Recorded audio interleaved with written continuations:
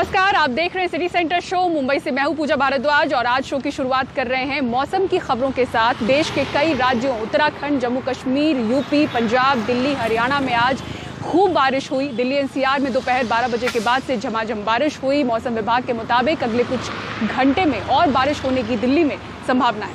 दिल्ली के कई इलाकों से बारिश की तस्वीरें आई। Qutub institutional area, Firoz Shah road, Baroda house, Mandi house, India gate, Janpath इलाके से जोरदार बारिश की तस्वीरें आप देख सकते हैं। बीते कई दिनों से गर्मी झेल रहे दिल्ली वालों को इस बारिश से राहत तो मिली है, लेकिन दूसरी ओर लोगों को जलभराव की समस्या का सामना भी करना पड़ा। ये तस्वीरें ITO की आप देख सकते हैं कि बारिश के बाद के हालात किस तरह से खराब हो गए। ये गाड़ियां पानी में चल रही हैं और पहिए पूरी तरह से डूबे हुए नजर आ रहे हैं। भरे हुए पानी के चलते दिल्ली वालों ने भयंकर जाम का भी सामना किया। कई इलाकों में गाड़ियों की कतार लगी हुई नजर आई।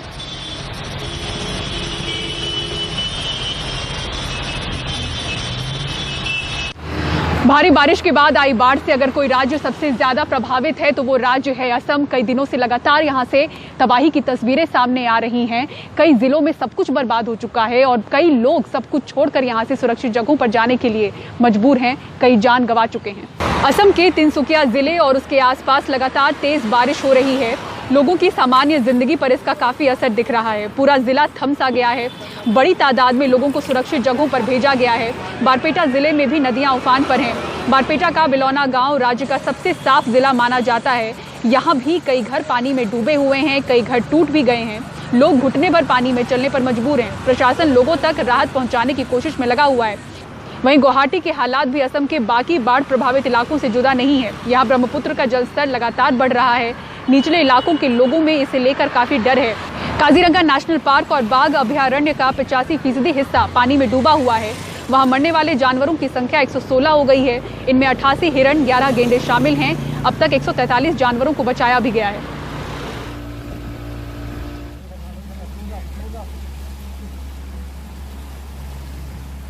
और कुछ ऐसा ही हाल बिहार का भी है, जहां बाढ़ की वजह से कई जिले तबाह हो गए हैं। बचाव कार्य जारी तो है, लेकिन इसी बीच मौसम विभाग ने चेतावनी भी दी है कि कल कई जिलों में यहां तेज बारिश हो सकती है। ये बिहार का सीतामढ़ी जिला है जो बाढ़ से बुरी तरह से प्रभावित है। लोगों के घर डूब चुके हैं, सब कुछ बह चुका है, इसलिए काफी लोगों को अपना घर बार छोड़कर सुरक्षित जगहों पर जाना पड़ा है। वहीं बिहार के दरभंगा जिले से भी कुछ परेशान करने वाली तस्वीरें आ रही हैं। यहाँ बाढ़ प्रभावित क्षेत्र में एक गर्भवती महिला की हालत बिगड़ गई। जब महिला को अस्पताल ले जाने का कोई साधन नहीं मिला तो परिवार वालों ने जुगाड़ से एक नाव बनाई और महिला को अस्पताल पहुंचाया। दरभंगा में भी निचले इलाकों में काफी लोग बाढ़ से प्रभावित हुए हैं। दोनों खेत बह रहा है, यहाँ पे जो ना गड्ढा बना हुआ है। दिल्ली में सिरो सर्वे से ये जानकारी सामने आई है कि 1/4 से कुछ कम दिल्ली वाले कोरोना वायरस से संक्रमित हैं। इस रिपोर्ट के मुताबिक 22% दिल्ली की आबादी कोरोना से संक्रमित बताई जा रही है। आपको बता दें कि ये जो सर्वे है वो 21,387 लोगों पर किया गया था। कोरोना संकट के बीच राजधानी दिल्ली में सीरो के सर्वे के नतीजे चौंकाने वाले हैं। 27 जून से 10 जुलाई के बीच दिल्ली के हर जिले से 21,387 लोगों के सैंपल लिए गए। इनमें से 22.86% लोग कोरोना से संक्रमित पाए गए। इन लोगों में टेस्ट के दौरान एंटीबॉडी होने का पता चला। सबसे ज्यादा 27.86% लोग सेंट्रल दिल्ली डिस्ट्रिक्ट में संक्रमित पाए गए, जबकि शाहदरा जिले में संक्रमित लोगों का औसत 27.61% का रहा। दिल्ली के 8 जिलों में संक्रमितों की संख्या 20% से ज्यादा रही। NCDC के डायरेक्टर ने NDTV से कहा, दिल्ली की कुल आबादी में संक्रमित हुए लोगों की संख्या 46 लाख के करीब हो सकती है। पॉपुलेशन सेंसस के हिसाब से मिला और पॉपुलेशन पे एडजस्ट किया जाता है प्रेवलेंस। जो हमको दिल्ली सरकार से मिला वो हम जी, कितने लोगों का सैंपल लिया था आपने? 21,387। और कितने लोग आए संक्रमित? 23.48। तो 46 लाख हुआ करीब। हाँ जी, करीब।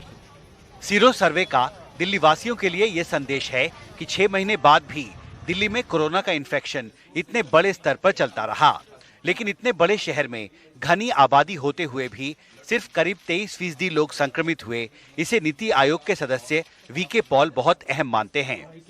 जो सीरो सर्वे आपने किया है, जो 23% के करीब लोग हैं जो इन्फेक्टेड हुए जून से 10 जुलाई के बीच में, इसमें क्या मैसेज है दिल्ली के लिए आपको लगता है? पहला मैसेज ये है कि 6 महीने तक भी इन्फेक्शन फैलती रही और इतने बड़े सिटी में, इतनी डेंस पॉपुलेशन में सिर्फ 23% लोग जो हैं वो इन्फेक्ट हुए, ये अपने आप में एक अचीवमेंट है। लेकिन एट द सेम टाइम ये भी हमें याद रखना है कि 77%, 75% से भी ऊपर जनता अभी भी ससेप्टेबल है। हम सब ससेप्टेबल हैं, इसलिए यहाँ तक ठीक रहे, बच के रहे, लेकिन आगे भी हमें पूरे एफर्ट्स जो हैं अपने आप को बचाने के, physical distancing, mask, hand hygiene, cough etiquette, इन सब को हमें पूरे जोरों शोरों से लागू करना है। अब स्वास्थ्य एजेंसियां उन दूसरे शहरों में भी सीरो सर्वे करने की रणनीति बना रही हैं, जहां कोरोना के मामले तेजी से बढ़ रहे हैं। बिहार की स्थिति को लेकर स्वास्थ्य मंत्रालय की चिंता विशेष तौर पर बढ़ रही है।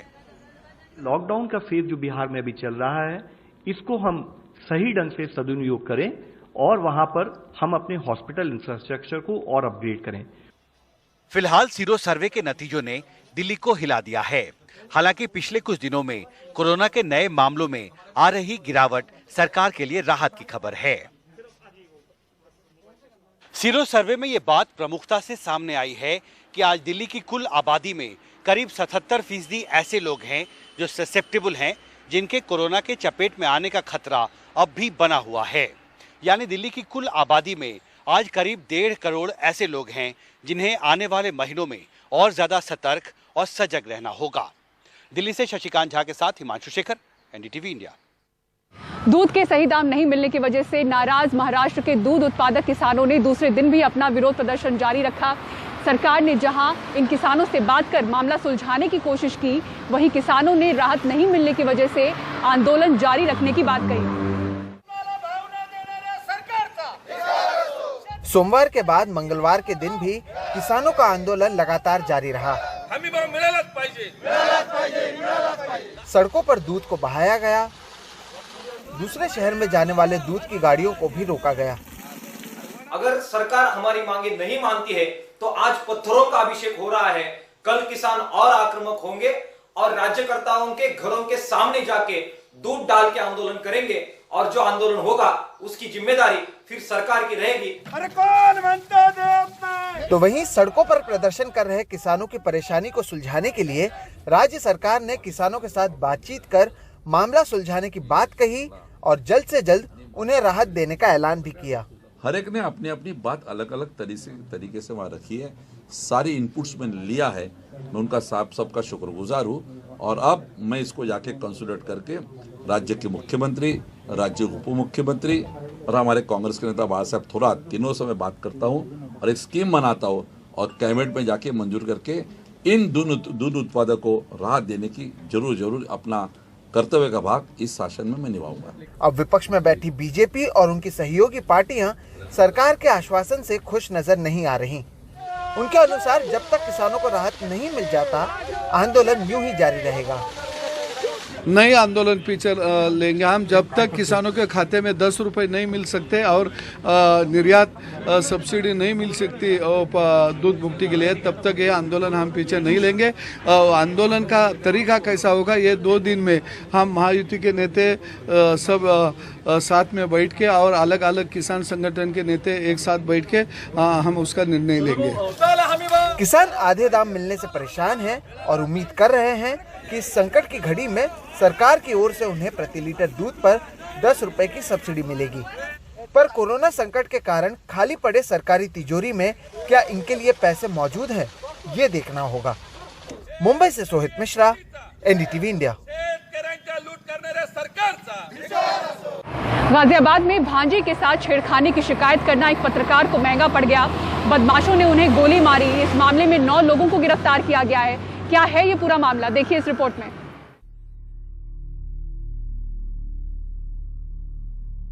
सोमवार रात को विक्रम जोशी अपनी बेटियों के साथ घर जा रहे थे। उसी वक्त उन्हें घेर कर बदमाशों ने गोली मारी।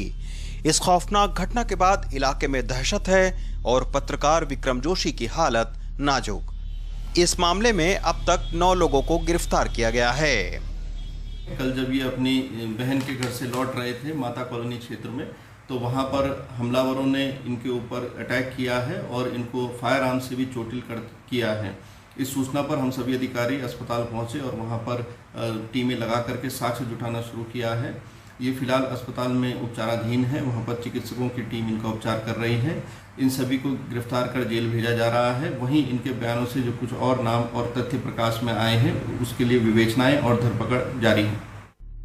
दरअसल विक्रम जोशी ने 16 तारीख को अपनी भांजी से छेड़खानी की शिकायत पुलिस से की थी। इसी बात को लेकर वो बदमाशों के निशाने पर थे। 3 दिन के बाद भी जब पुलिस ने बदमाशों पर कोई कार्रवाई नहीं की तो भीड़ भरे इलाके में पत्रकार को गोली मार दी गई।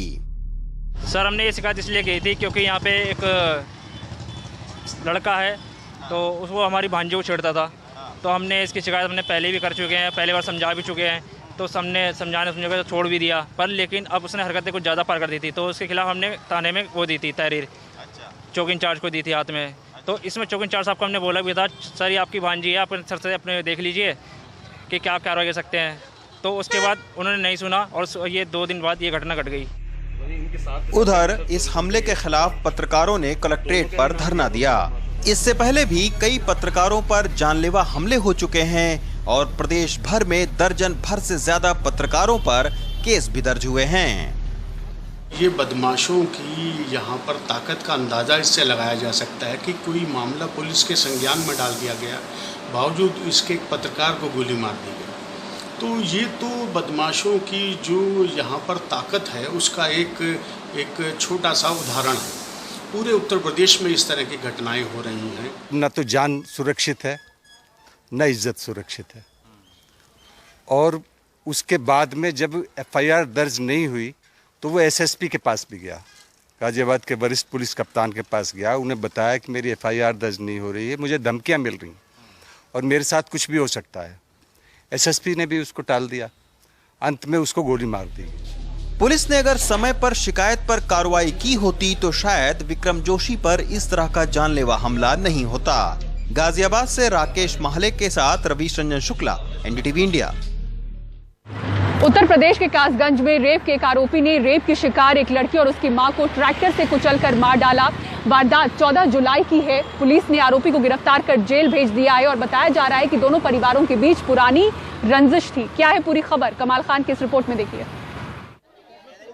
मां बेटी के शव सड़क पे पड़े रहे और रिश्तेदार उनकी मौत पे मातम करते रहे। वे मारे इसलिए गए क्योंकि बेटी ने अपने साथ हुए रेप का मुकदमा किया था और मां की उसमें पैरवी थी। रेप के आरोपी यशवीर पे उन्हें मारने का इल्जाम है। ये मतलब बाजार से आ रही थी दवा लेकर के कहीं, और रास्ते में यशवीर और इसका भाई वहाँ पे बैठो ट्रैक्टर पे यशवीर चला रहा था, और उधर से हमारा लला और लली जो है वहाँ से आ रहे खेत पे से। उन्होंने देखा तो 2 बार वहाँ आगे पीछे, पहले आगे लगाया फिर पीछे ना मरी तो दोबारा फिर लिया। मां बेटी के कत्ल के आरोपी यशवीर से लड़की के परिवार की पुरानी रंजिश थी। लड़की के पिता के ऊपर यशवीर के पिता महावीर सिंह की हत्या का केस चल रहा है। अच्छा, आप लोगों के बीच में कोई रंजिश है क्या? हाँ, रंजिश मानता था। किस बात की रंजिश है? वो उसका बाप मेरे साथ शराब पी के खत्म हो गया था, उसने सोचा कि इन्हें मार दिया। पुलिस ने यशवीर को गिरफ्तार कर जेल भेज दिया है। उसके ऊपर रेप का केस पहले से था, अब हत्या का भी मुकदमा हो गया है। लड़की के पिता की तरफ से हुई एफआईआर में लिखा है कि मेरा एक मुकदमा महावीर सिंह की हत्या के सिलसिले में चल रहा है, इसलिए महावीर का बेटा और परिवार हमसे रंजिश रखते हैं। इसी रंजिश की वजह से आज शाम 5:50 पे जब मेरी बीवी और बेटी अमापुर से दवा खरीद कर आ रही थीं, तब महावीर के बेटे यशवीर ने ट्रैक्टर चढ़ा दिया, जिसमें मौके पे ही दोनों की मौत हो गई। मेरा बेटा और बेटी इसके चश्मदीद गवाह हैं। अमापुर में एक मर्डर का केस लिखा गया था, जिसमें कल घटना हुई थी। उसमें जो वादी के तहरीर पे मर्डर का मुकदमा लिखा गया था, जिसमें ट्रैक्टर से 2 व्यक्तियों को कुचलने की बात थी। इसमें जो मुख्य अभियुक्त है यशवीर, इसको पुलिस ने गिरफ्तार कर लिया गया है और इसके गिरफ्तारी के बाद मुकदमे में जो आगे की विधिक कार्रवाई वो की जा रही है। ये 100% पुलिस की नाकामी है। यूपी के हर गांव में एक बीट का दरोगा तैनात होता है, जिसकी जिम्मेदारी ये होती है कि वो गांव में अपने जानने वालों और अपने मुखबिरों के जरिए वहां के अपराधियों के ऊपर नजर रखे और वहां के क्रियाकलापों के ऊपर भी। अगर पुलिस इस मामले को लेकर चौकन्नी होती तो यह कतई नहीं होता। कासगंज में अरशद जमाल और लखनऊ में कैमरामैन राजेश गुप्ता के साथ कमाल खान, एनडीटीवी इंडिया।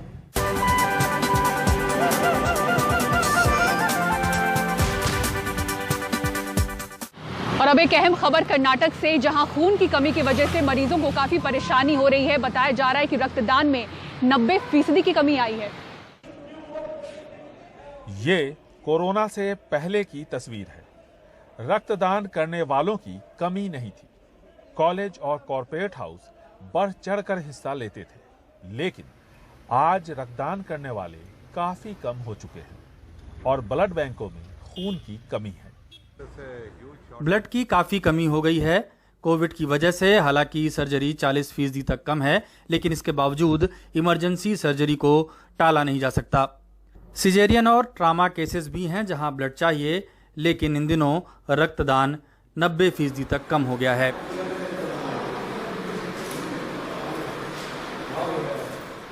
स्वयंसेवी संस्थान और ब्लड बैंक अपील कर रहे हैं कि रक्तदान के लिए लोग आगे आएं। संक्रमण से बचाव के लिए जरूरी इंतजाम किए जा रहे हैं, लेकिन इसके बावजूद फर्क नहीं दिख रहा। सबसे ज्यादा परेशानी उन बच्चों को हो रही है जो थैलीसीमिया नाम की बीमारी से ग्रसित है। रक्तदान शिविर लग नहीं रहे, ऐसे में स्टॉक नहीं है। एक अनुमान के मुताबिक खून की जितनी जरूरत है उसकी 35% के आसपास ही आपूर्ति हो पा रही है। ऐसे में ब्लड यूनिट की कीमत 20 से 25% बढ़ गई है। बेंगलुरु से Nihal Kidwai, NDTV India. Corona virus का कहर हर जगह बरकरार है। ऐसे में बच्चों में कोविड से जुड़ी एक नई बीमारी नजर आ रही है। इस बीमारी का नाम है PMIS और मुंबई के वाडिया अस्पताल में इसकी वजह से 2 बच्चों की मौत भी हो चुकी है। कोविड के सितम के बीच इससे ही जुड़ी नई बीमारी हमारे बच्चों के लिए बड़ा संकट लाई है। मुंबई के वाडिया चिल्ड्रन अस्पताल में करीब 100 से ज्यादा बच्चे कोविड पॉजिटिव पाए गए हैं और इन पॉजिटिव बच्चों में से करीब 18 बच्चों में पीडियाट्रिक मल्टीसिस्टम इन्फ्लेमेटरी सिंड्रोम के लक्षण मिले हैं। पिम्स नाम की ये नई और दुर्लभ बीमारी कोरोना इन्फेक्शन के वक्त या फिर थोड़े समय के बाद भी बच्चों में देखी जा रही है। इस अस्पताल में अब तक इस बीमारी से 2 बच्चों की मौत हो चुकी है। 2 केसेस मरे हैं, जो एक में कोमॉर्बिडिटी जो बोलते हैं, उनको सीवियर तरह की कैंसर के साथ कोविड थी, तो उनकी जो सिम्टम्स अलग सी थी। और एक जो बच्ची थी वो जब आई थी बहुत ही सीरियस थी, उनको ऑलरेडी 2 हफ्ते की इलनेस बाहर थी और फिर हमारे यहाँ रेफर किया गया। रविंदर बोरकर बताते हैं इनकी 10 साल की भतीजी को पिम्स है। ये पता लगाने में उन्हें काफी समय लगा। कई डॉक्टर भी बीमारी समझ नहीं पाए। मेरे भाई की लड़की है 10 साल की, रिद्धि बोरकर। जब भी अपने एरिया के जो फैमिली डॉक्टर है वो लोग ने मलेरिया है, टाइफाइड है, ऐसे बोल के 2-3 दिन हम लोग घूमे इधर उधर। उसके बाद में फिर मेरे इधर ही काम करता हूँ, स्टाफ हो, सिक्योरिटी स्टाफ, इसीलिए मैं ड्यूटी पे रहते हुए वो डॉक्टर ने बताया कि भाई इसका बीपी बहुत डाउन है। तभी इधर लेके आए थे, तभी उसका बीपी अंडर 70 कुछ कम था।